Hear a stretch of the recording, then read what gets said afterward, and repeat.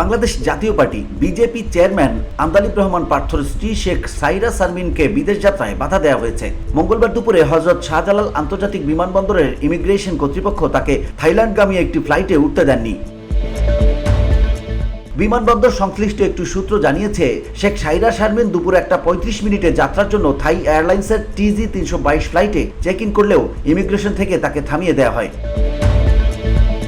শেখ সাইরা শারমিন শেখ মুজিবুর রহমানের ভাতিজা শেখ হেলাল উদ্দিনের মেয়ে এবং সাবেক সংসদ সদস্য শেখ তন্ময়ের বোন।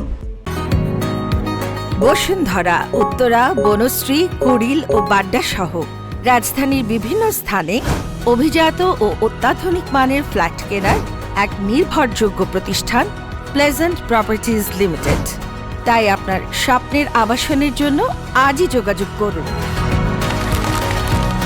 Pleasant properties limited, where destiny matures eventually. Sheikh Helal Awami লীগের রাজনীতিতে সক্রিয় এবং বাগেরহাট 1 আসন থেকে নৌকা প্রতীক দিয়ে সংসদ সদস্য নির্বাচিত হয়েছিলেন। বাগেরহাট 2 আসন থেকে তার ছেলে শেখ তন্ময়ও একই প্রতীকে নির্বাচিত হন। VOD Bangla news desk.